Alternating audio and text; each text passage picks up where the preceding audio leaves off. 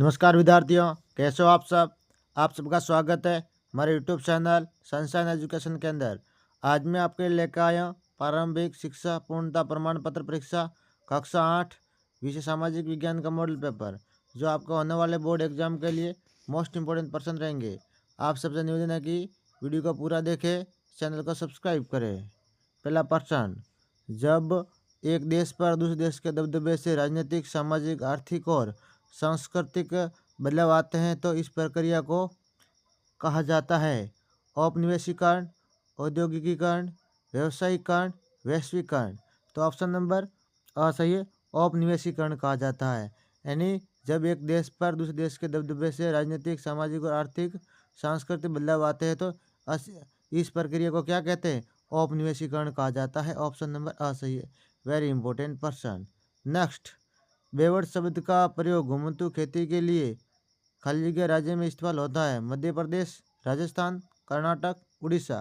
तो option number आ सही है, मध्य प्रदेश। बेवड़ शब्द है वो घुमंतू खेती के लिए मध्य प्रदेश राज्य के अंदर इस्तेमाल होता है। ऑप्शन नंबर आ सही है, Madhya Pradesh. Very important person. Next, मृदा निम्नीकरण में सहायक कारक है वनोन्मूलन, अतिचारण, कीटनाशकों का अत्यधिक प्रयोग, उपरोक्त सभी। तो ये तीनों तीन सही है। ठीक है, मृदा निम्नीकरण के वनोन्मूलन, अतिचारण, कीटनाशकों का अत्यधिक उपयोग, ये तीनों तीन कारक सही है, इसलिए ऑप्शन नंबर डी सही है, उपरोक्त सभी। नेक्स्ट, निम्नलिखित में से कौन सी विधि तीनों ढालों पर मृदा अपरदन को रोकने के लिए सर्वाधिक उपयुक्त है। वेदिका फॉर्म, मल्चिंग, रक्षक मेखला, चट्टान बांध। तो ऑप्शन नंबर अ सही है, वेदिका फॉर्म। ठीक है, इनमें से जो सही कथन है वो मृदा अपरदन को रोकने के लिए वो है वेदिका form. Very important person. Next, मौलिक अधिकारों को साकार करने में अहम भूमिका किसकी है। विधायिका, कार्यपालिका, नगरपालिका, न्यायपालिका। तो ऑप्शन नंबर 10 सही है, न्यायपालिका। मौलिक अधिकारों को साकार करने में अहम भूमिका न्यायपालिका की है। ऑप्शन नंबर 10 सही है। Very important person. नेक्स्ट, निम्नलिखित में से उपभोक्ता कहलाता है उपभोग करने वाला, व्यापार करने वाला, मजदूर करने वाला, निवेश करने वाला। उपभोक्ता उपयोग करने वाला, यानी जिस वस्तु का जो उपभोग करेगा वो उपभोक्ता कहलाता है। ऑप्शन नंबर अ सही, उपभोग करने वाला। Very important person. राजस्थान के राजपूत राजाओं ने किसकी बढ़ती शक्ति को रोकने के लिए उड़ा सम्मेलन बुलाया। मुगलों की, अंग्रेजों की, मराठाओं की, निजाम की। तो राजस्थान के राजपूत राजाओं ने मराठाओं की शक्ति की बढ़ती शक्ति को रोकने के लिए हुड़ा सम्मेलन बुलाया था। तो ऑप्शन नंबर सा सही है, मराठा। ठीक है, मराठाओं की, यानी राजपूत राजाओं ने मराठाओं की शक्ति को रोकने के लिए हुड़ा सम्मेलन बुलाया था। Very important person. नेक्स्ट, जननी एक्सप्रेस योजना का संबंध है कृषि, ग्रामीण विकास, सामुदायिक सहयोग, गर्भवती महिला एवं नवजात शिशुओं। तो जननी एक्सप्रेस है वो गर्भवती महिला एवं नवजात शिशुओं से संबंधित है। ऑप्शन नंबर 10 सही है। Very important person. 1765 में कंपनी को बंगाल प्रांत की दीवानी मिलने से क्या फायदा हुआ। 1765 में बंगाल की दीवानी मिलने से कंपनी को बंगाल के विशाल राजस्व संसाधनों पर नियंत्रण मिल गया। ठीक है, नहीं, बंगाल के अंदर जो राजस्व संसाधन है उन पर उनको अधिकार मिल गया था। Very important person. कोष्टक में दिए गए शब्दों से रिक्त स्थानों की पूर्ति कीजिए, यानी आपको सही शब्द सुनकर खाली जगह भरनी है। Very important person. लोग अपनी आवश्यकताओं और योग्यताओं के प्राकृतिक देन को लोग अपनी आवश्यकताओं और योग्यताओं से प्राकृतिक देन को संसाधन में परिवर्तित कर देते हैं। किसमें, संसाधन के अंदर। विश्व में जनसंख्या का वितरण अत्यंत असमान है। ठीक है, अत्यंत असमान है। प्रवास से तात्पर्य किस क्षेत्र विशेष में लोगों के आने जाने से, किससे, लोगों के आने जाने से। जनसंख्या एक देश की आश्रित लोगों की संख्या।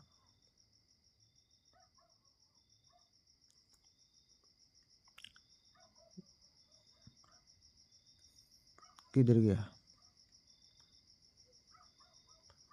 जनसंख्या पिरामिड एक देश में आश्रित लोगों की संख्या भी बताता है। जनसंख्या पिरामिड है वो एक देश के आश्रित लोगों की संख्या बताता है। ठीक है, वेरी इंपॉर्टेंट पर्सन। नेक्स्ट, निम्नलिखित को सुमेलित कीजिए। निम्न को हमें मिलान करना है।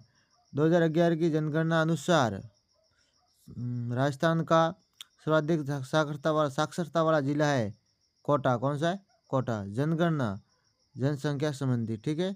अभ्यारण्य वन्य जीवों का उन्मुक्त आवास क्षेत्र। विजय स्तंभ का स्थित चित्तौड़गढ़। ये वेरी इंपॉर्टेंट प्रश्न आपको याद कर लेना है। नेक्स्ट, निम्नलिखित कथनों को पढ़कर उचित स्थान पर सत्य और असत्य लिखना है। संविधान के अनुच्छेद 17 के अनुसार अस्पृश्यता अथवा छूआछूत का उन्मूलन कर दिया गया। ये कथन सत्य है। जो व्यक्ति यहाँ समूह पुरजोर तरीके से अपनी बात रखता है उसे बहिष्कृत कहा जाता है। ये कथन असत्य है।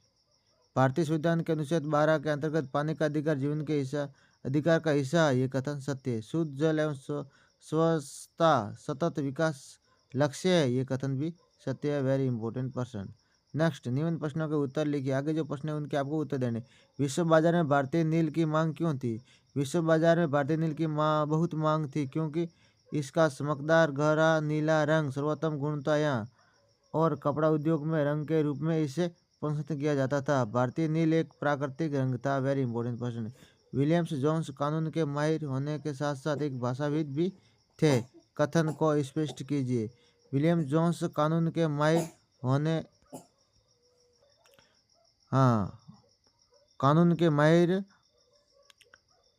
विलियम जोन्स कानून के माहिर होने के साथ साथ एक भाषाविद थे क्योंकि उन्होंने कानून का ज्ञान भारतीय कानून और दर्शन पर लागू किया और भाषा विज्ञान के क्षेत्र में भी महत्वपूर्ण योगदान दिया। वह भारत के प्राचीन ग्रंथों का अध्ययन करके भारतीय सभ्यता और उसके कानूनों को समझना चाहते थे, जिसके लिए उन्होंने भाषा का अध्ययन किया और भारतीय तथा यूरोपीय भाषाओं के बीच संबंध खोजा। वेरी इंपॉर्टेंट प्रश्न। स्वामी विवेकानंद नई विचारधारा के प्रतीक और भविष्य के लिए एक महान शक्ति का स्रोत बन गई। कथन पर अपनी राय व्यक्त कीजिए। ये कथन बिल्कुल सही है क्योंकि स्वामी विवेकानंद ने एक ऐसा दर्शन दिया जो न केवल अतीत और भारतीय विचारधारा का प्रतीक है बल्कि भविष्य के लिए प्रेरणादायक है। उन्होंने धर्म एवं संस्कृति, आत्मनिर्भरता और चरित्र निर्माण पर ऐसे विचार दिए जो युवाओं की आत्मविश्वास और सशक्तिकरण के लिए प्रेरित करते। उन्होंने सभी धर्मों की एकता और सहिष्णुता पर जोर दिया। उन्होंने जाति, धर्म, रंग के भेदभाव बिना सभी की सेवा करने की वकालत की। एक सामान्य आध्यात्मिक विरासत के आधार पर उन्होंने युवाओं को एक होने का उपदेश दिया। उनके विचार आधुनिक भारत के निर्माण में महत्वपूर्ण रहे। उन्होंने प्राचीन भारत ज्ञान के सार्वभौमिक मूल्यों के साथ जोड़ा। वेरी इंपॉर्टेंट प्रश्न। प्राकृतिक संसाधन किसे कहते हैं? प्राकृतिक संसाधनों को कितने भागों में बांटा जा सकता है? उदाहरण सहित बताइए।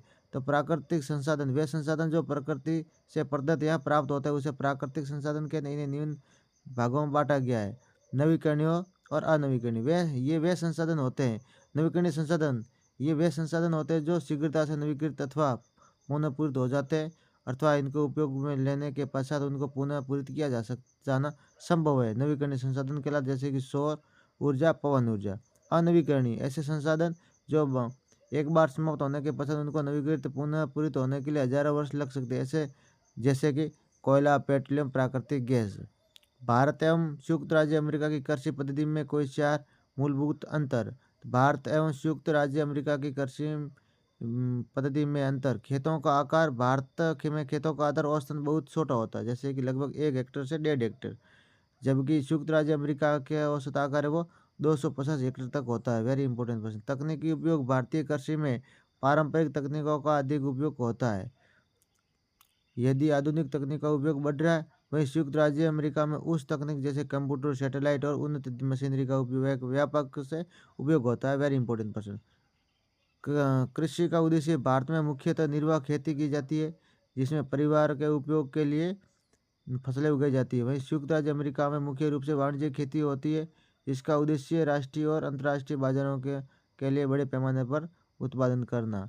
प्रयुक्त उपकरण। भारतीय कृषि में शारीरिक श्रम और पारंपरिक उपकरणों का पर अधिक निर्भरता है। वहीं संयुक्त राज्य में आधुनिक मशीनें, हार्वेस्टर, थ्रेशर, समतलक आदि का उपयोग किया जाता है।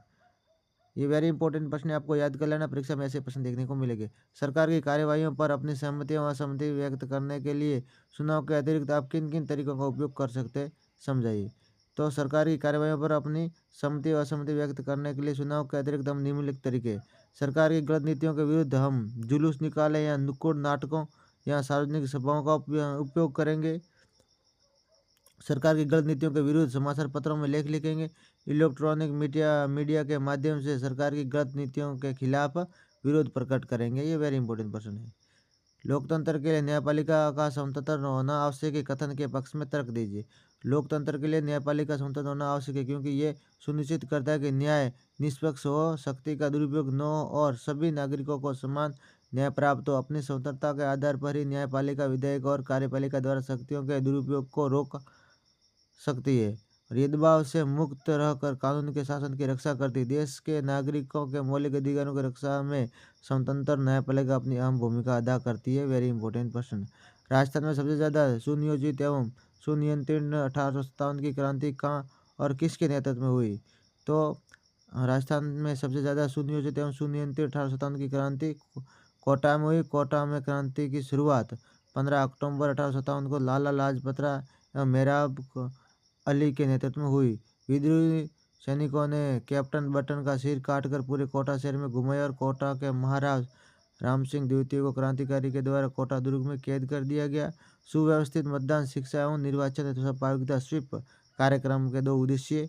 तो सुव्यवस्थित मतदान, शिक्षा और निर्वाचन सहभागिता स्वीप कार्यक्रम के मुख्य दो उद्देश्य: सूचित मतदान, निष्पक्ष और नीतिपरक मतदान। सूचित मतदान, जागरूकता के साथ मतदान।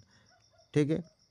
आपके ग्राम पंचायत में स्वच्छता अभियान को सफल बनाने के लिए आप किस प्रकार सहयोग करेंगे? तो हम अपने ग्राम पंचायत स्वच्छता अभियान को सफल बनाने के लिए एक नागरिक के तौर पर अपने घर और आसपास को साफ रखकर, खुले में शौच न करके, कचरा कूड़ेदान में डालकर, नालियों की सफाई करके और जन जागरूकता फैलाकर सहयोग कर सकते हैं।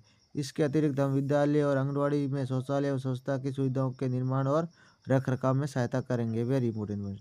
कोमलगढ़ दुर्ग राजस्थान का सर्वाधिक सुरक्षित दुर्ग है। इस कथन की व्याख्या अपने शब्दों में कीजिए। कोमलगढ़ दुर्ग राजस्थान का सर्वाधिक सुरक्षित दुर्ग है। यह दुर्ग छोटी छोटी पहाड़ियों से मिलकर बना है। किसी प्राचीन अवशेष पर इसका पुनर्निर्माण हुआ है। 1458 ईस्वी में राणा कुंभा ने इस दुर्ग को नवीन परिवर्तन स्वरूप प्रदान किया। 9 पोलों दरवाजों से युक्त दुर्ग के चारों ओर घुमावदार, सुदृढ़ और सोलह दीवारें बनी हुई है और दीवारों के नीचे गहरी खाइयां और इस दुर्ग का सर्वाधिक उच्च भाग कटारगढ़ कहलाता है। यहीं महाराणा प्रताप का जन्म हुआ था। सीमा और सामरिक दृष्टि से ये इस दुर्ग का महत्व है। राजस्थान में हथकरघा उद्योग पर टिप्पणी लिखिए। राजस्थान में हथकरघा उद्योग अपना महत्वपूर्ण स्थान रखता है। ऊनी, शॉल, कोटा, डोरिया, साड़ियाँ, दरिया, निवाड़ आदि निर्माण हथकरघा से किया जाता है। राजस्थान में अनेक जिलों में बुनकर इस कार्य को करते हैं। ऊनी खादी में जैसलमेर की वर्डी, बीकानेर के कंबल, जैसलमेर जोधपुर की मोरनियों खादी प्रसिद्ध है। राज्य सरकार द्वारा बिक्री कर में छूट, बिक्री केंद्र की स्थापना, कार्यशील पूंजी हेतु ब्याज का अनुदान, यातायात अनुदान के रूप में बुनकरों को सहायता दी जाती है। हमारी राज्य सरकार हथकरघा उद्योग के विकास हेतु अनेक योजना संचालित कर रही है। वेरी इंपॉर्टेंट प्रश्न है। राजस्थान के मानचित्र तो श्रीगंगानगर, चूरू, जैसलमेर, राजसमंद ये इसके ऊपर अंकित किए हुए आपको याद कर लेना है। डलहौजी की नीतियाँ किस प्रकार भारतीय राजाओं के असंतोष का कारण बनी, स्पष्ट कीजिए। निम्नलिखित पर टिप्पणी कोई दो। दांडी मार्च, नमक सत्याग्रह या 1920 का खिलाफत आंदोलन, रॉल्ट सत्याग्रह, तीनों में से दो पर लिखना। ठीक है। वन्य जीव संरक्षण के लिए सरकार द्वारा किए गए उपायों का वर्णन कीजिए। भोपाल गैस त्रासदी जैसी औद्योगिक विपदाओं को कम करने के लिए उपाय लिखिए। भू संरक्षण के लिए किए जाने वाले उपायों का वर्णन करो। उद्योगिक की अवस्थी को प्रभावित करने वाले कारक कौन कौन से लिखिए। 13 साल के एक बच्चे से कारखाने मजदूरी करवाना संविधान द्वारा प्रदत्त उसके किस अधिकार का उल्लंघन है, स्पष्ट कीजिए। मौलिक अधिकारों का वाला खंड भारतीय संविधान की अंतरात्मा भी है, स्पष्ट कीजिए। धर्मनिरपेक्षता से आप क्या समझते? किसी भी लोकतांत्रिक देश के लिए ये क्यों आवश्यक है? धर्म को राज्य से अलग रखना महत्वपूर्ण क्यों, स्पष्ट कीजिए। ये सारे महत्वपूर्ण प्रश्न है परीक्षा के लिए, आपको याद कर लेना है। ऐसे प्रश्न परीक्षा में देखने को मिलेंगे। ये पूरा पेपर है, मैं उत्तर के साथ लेकर आया हूँ, आपको याद कर लेना है। आपके बोर्ड एग्जाम 8वीं के बोर्ड एग्जाम, इसी सामाजिक के एग्जाम के लिए, सामाजिक के बोर्ड एग्जाम के लिए इम्पोर्टेंट और वरदान साबित होने वाले प्रश्न रहेंगे। पूरा प्रश्न उत्तर के साथ लेकर आया हूँ, आपको याद कर लेना, दोस्तों को शेयर करना है। आपका कोई दोस्त इंग्लिश मीडियम में पढ़ रहा हो तो मैं सामाजिक का जो पेपर है, यही पेपर मैं इंग्लिश मीडियम में डाल रहा हूँ इसी चैनल पर, तो उसको भी आपको शेयर करना ताकि वो भी अच्छे नंबर ला सके। ऐसे ही प्रश्न आपको समय पर मिलते रहे, एग्जाम में हेल्प होती रहे, उसके लिए आप हमारे चैनल को सब्सक्राइब करना है, अपने दोस्तों को शेयर भी करना है। मैं क्लास 6 से लेकर क्लास 10 तक हर एक विषय के पेपर लेके आऊँगा, तो अपने दोस्तों को बताना है। ऐसे ही प्रश्न परीक्षा में